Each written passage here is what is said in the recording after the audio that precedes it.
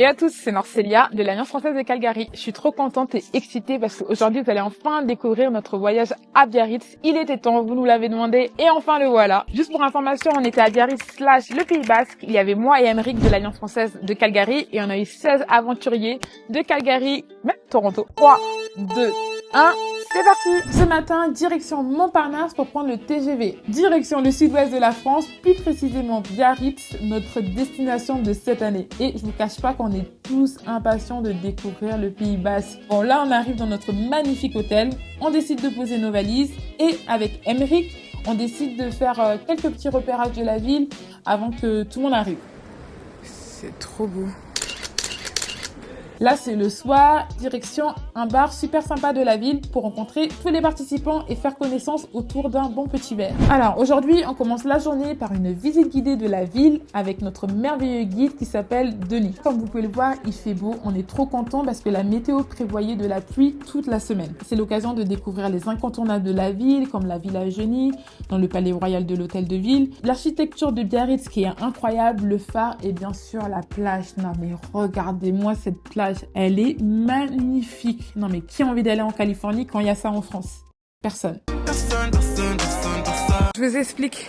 Aujourd'hui, on fait de la pelote basque. Dans la pelote basque, il y a plusieurs disciplines, mais nous, on en a découvert 3. Le chistera, main nue et pala.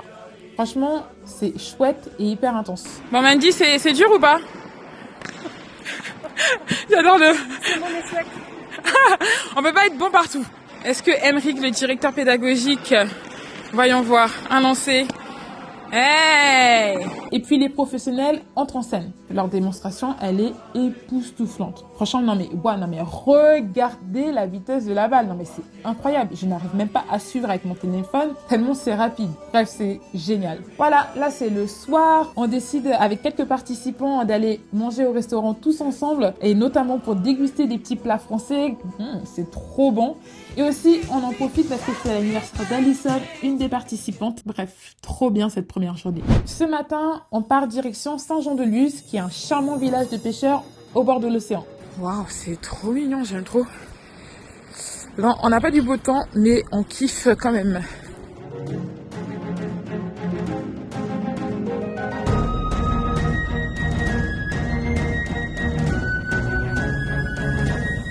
L'après-midi, on part direction un nouveau lieu à découvrir qui est le château observatoire La Batia, qui est perché entre la terre et l'océan au nord d'Hendaye. Dernière activité de la journée, cap sur El Chai Edja pour une dégustation de vin et découvrir un procédé qui est unique, qui est la vinification sous-marine. Là, c'est moi en train de jeter un œil à l'intérieur de la cuve. Bon, heureusement, j'ai pas fait tomber mon téléphone parce que je suis hyper maladroite. Bref, c'était hyper intéressant de comprendre comment procéder la création de ce vin. Et maintenant, place à la dégustation. C'est trop bon. Bon, là, c'est le matin. Il pleut. Du coup, on a décidé de proposer aux participants de choisir ce qu'ils souhaitaient faire le matin. Il y en a certains qui ont décidé d'aller à l'aquarium et d'autres qui en ont profité pour avoir un temps libre bien mérité. Attendez, avant qu'on continue, est-ce qu'on peut prendre un petit moment pour parler du petit déjeuner de l'hôtel? Oui, on est en France et les viennoiseries, franchement, c'est sacré, c'est une passion carrément, un art de vivre. Bref, l'après-midi. Oh là là, c'était trop bien. Il y a eu 2 groupes. Un premier groupe qui a décidé de faire un cours de cuisine à Saint-Jean-de-Luz. Et l'autre groupe, les plus courageux, bien sûr, les plus téméraires, on décide de faire du surf.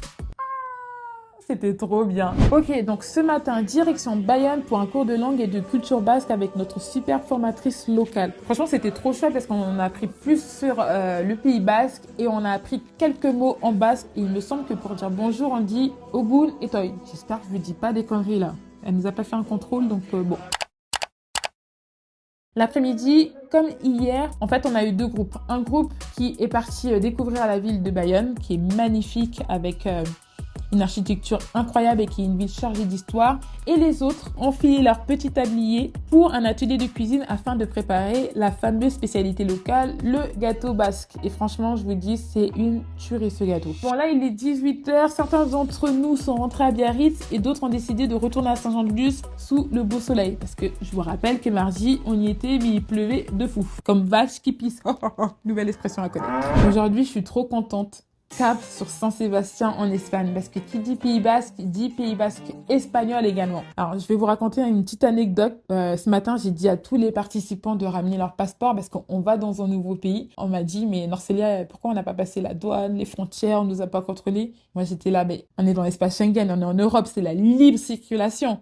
Pas de douane, pas de tampon, juste un train et hop, on change de pays. Donc c'était trop drôle. Bon bref, là on vient d'arriver à Saint-Sébastien, il fait beau, on sent l'air espagnol, c'est trop chouette. Donc aujourd'hui, on vient d'apprendre que c'était le vendredi saint. Oups, donc du coup, il y a pas mal de boutiques qui sont fermées, mais c'est pas grave. On rencontre notre guide local qui nous permet de connaître un petit peu les incontournables de la ville. Et l'après-midi, c'est libre. Il y en a certains qui ont décidé de faire du shopping, d'autres qui ont décidé de faire des randonnées en pleine nature, et d'autres, les plus gourmands, ont décidé de goûter des pinchos, qui sont des tapas locales. Bref, un régal. Une belle journée dans cette belle ville espagnole, c'était trop bien. Aujourd'hui, grosse journée en vue. Ce matin, on part direction la Rune, qui est le sommet mythique du Pays Basque à plus de 900 mètres. Bon, comme d'habitude, il pleut. Mais bonne nouvelle, on ne va pas grimper à pied pour aller en haut du sommet, mais on va prendre un petit train à Quai-Maillère, un bijou rétro qui nous emmène tranquillement jusqu'en haut. Bon, comme je vous ai dit, la météo n'est pas vraiment avec nous. Elle s'invite encore. Donc pour la vue panoramique, on repassera. Ah, mais la surprise! Au sommet, on a une petite éclaircie, donc on en profite pour voir cette belle vue, admirer les paysages, voir des chevaux sauvages. On décide de redescendre, direction le village de Sarre, classé parmi les plus beaux villages de France, pour un bon petit repas. Après ce petit repas, direction les grottes de Sarre, un lieu mystérieux et impressionnant. Je suis désolée, j'ai pas pu prendre des photos à l'intérieur parce que c'était interdit. Sorry for you, mais fallait être avec nous. Dès la fin de cette visite de Sarre, on décide de rentrer à Biarritz parce que ce soir, on a un événement important qui nous attend. Et oui, on va voir un ballet. Donc là, on est tous en train de se préparer pour se mettre sur notre 31 et profiter de ce beau spectacle de ballet au Théâtre du Midi. C'était trop bien. Et voilà, c'est déjà la fin de notre séjour à Biarritz / le Pays Basque. On a adoré. Franchement, c'était génial. J'ai une très bonne nouvelle pour vous parce qu'on a déjà choisi la destination du prochain voyage qui aura lieu en 2026. Il s'agit de Toulouse, la ville rose. On a hâte. Donc, si vous voulez plus d'informations, n'hésitez pas à nous contacter. Merci, ciao!